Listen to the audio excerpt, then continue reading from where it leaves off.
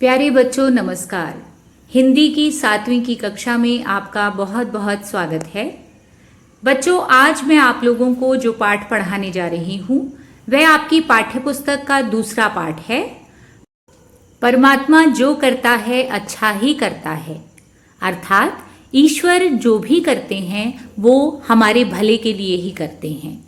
तो देखते हैं इस कहानी में सुमति नाम के मंत्री को ईश्वर पर कितना अटूट विश्वास था। किसी समय किसी देश में शूरसेन नामक राजा हुआ करता था। वह अपनी संतान के समान प्रजा का पालन करता था। सुमति नामक उसके मंत्री का परमात्मा पर अटूट विश्वास था। परमात्मा जो करता है अच्छा ही करता है, वह ऐसा मानता भी था और इस पर अमल भी करता था। कोई भी बुरी घटना उसको डावांडोल नहीं कर सकती थी।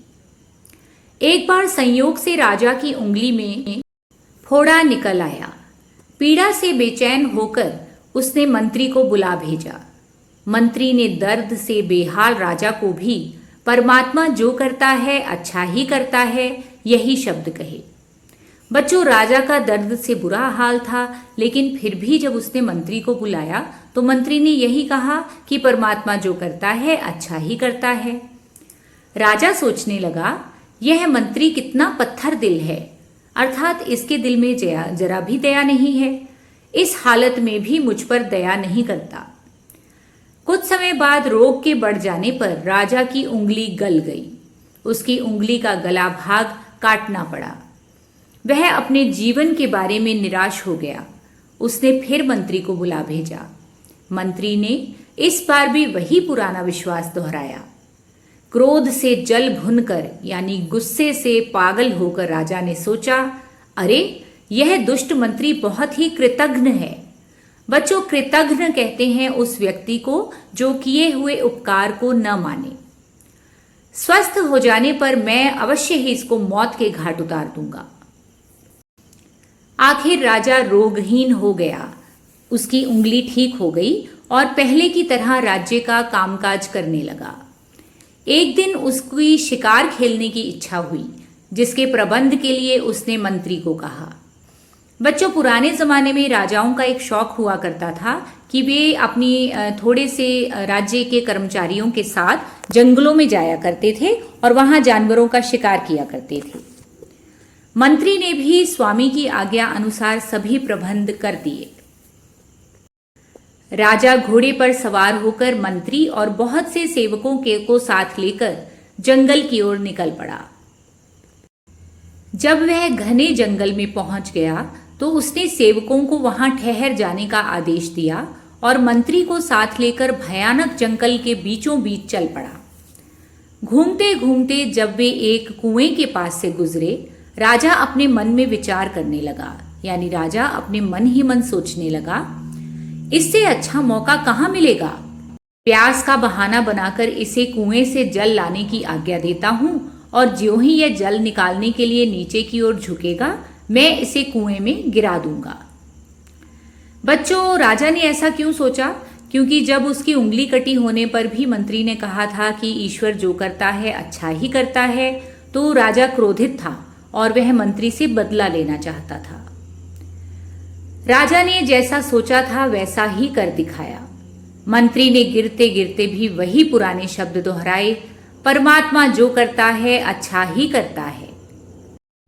इतने में सूर्य देवता अपनी किरणें समेटकर अस्त हो गए, यानी संध्या का शाम का समय हो गया।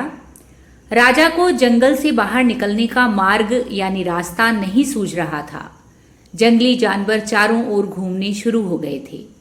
आखिर थका हारा राजा डर का मारा एक वृक्ष पर चढ़कर जा छिपा। उसने घोड़े को पहले ही वृक्ष के नीचे बांध दिया था।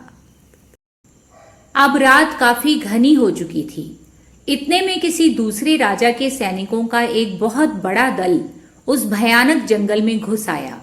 घोड़े को वृक्ष के साथ बंधा देखकर उनको विश्वास हो गया कि इसका सवार भी अवश्य ही आसपास छिपा बैठा होगा। वे लोग मन ही मन प्रसन्न हो रहे थे कि यदि कोई मनुष्य उनके हाथ लग जाएगा तो वे उसे प्रातःकाल राजा के पास ले जाएंगे, यानी सुबह राजा के पास लेकर जाएंगे। राजा चामुंडा देवी को उसकी बलि चढ़ाकर अपना संकल्प पूरा कर लेगा और उसके कर्तव्य का पालन भी हो जाएगा। बच्चों, राजा ने यह प्रण लिया होगा कि अपनी किसी इच्छा की पूर्ति के लिए कि मैं किसी मनुष्य की बलि दूंगा, तो उसके सैनिक बलि के लिए एक व्यक्ति को ढूंढ रहे थे। पल भर में उनमें से एक सैनिक वृक्ष पर जा चढ़ा और राजा को बांधकर नीचे उतार लाया।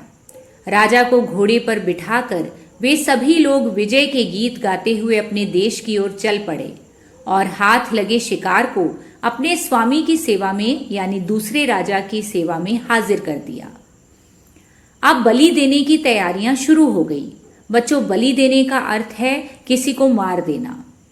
अभी जल्लाद ने तलवार उठाई ही थी कि राजा की नजर बलि जीव के कटे हुए अंग पर जा टिकी, यानी जो राजा था उसने दूसरे राजा की कटी हुई उंगली देख ली।